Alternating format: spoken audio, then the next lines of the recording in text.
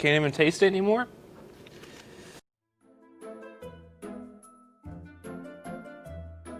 Hi, I'm Airman Williams. I'm a photojournalist at the 45th Space Wing, and with me is Mr. Cluckey, 45th Space Wing OPSEC Program Manager. And today, we're going to talk about why you shouldn't talk about critical information off base. But there's a twist. For every question, we're going to eat progressively spicier hot wings. We're going to start with, I believe this is jalapeno. Oh, that came out a lot faster than I thought it was gonna. Why is it important to not talk about critical information when you're off base? It's important because with the amount of foreign visitors that we have in the local area, foreign intelligence entities are attempting to collect information on us all the time. We're all privy to critical information that we use day in, day out throughout the mission, and we have to protect it. Talking about work-related items and what we do and how we do it off base allows the foreign intelligence community, the adversary, to collect on us and use that information against us. This shouldn't be too hot. All right, feeling the burn a little bit? Yeah.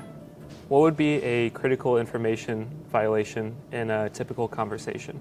So anything off our critical information list is something we want to protect. Mission-related information, we have to be careful. Something like specifics about the payload that we're getting ready to launch. We wouldn't want to give information about a classified or a sensitive payload or specific information about the radio frequencies associated with that payload. Time for yeah. Don't be scared, man. I am scared. Did you pick out the salsa? I did. And you're scared? Yeah, I picked the hottest ones. When I was in the store looking at them, I was just sweating, just looking at them. This was a bad idea. It was your idea. That tastes like tear gas.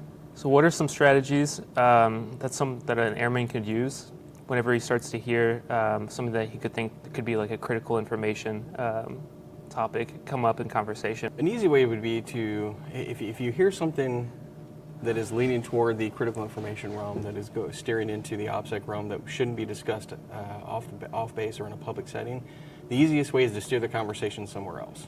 That's probably the easiest way. Use a little verbal judo, just kind of steer the question away a little bit. You could be blunt about it and just, tell them, look, we're getting into critical information. Maybe we should say that conversation when we get back to the shop. All right, I think this one is 2 million Scoville units. I don't even know what that means. I think that means we're not going to have any taste buds anymore after this. Let's give it a shot. Oh, you're going to regret that. You think I'd learn? Bottoms up. 3, 2, 1, 0. Liftoff of the mighty. Just You're turning colors, man. It's just to be clear, you're not saying to not talk about your job off base. No, absolutely not. I'm not saying to talk about your job. I'm not saying don't tell your Air Force story.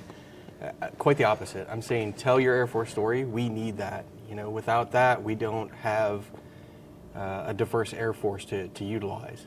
What I'm saying is we need to be careful what we say and the environment that we say it in.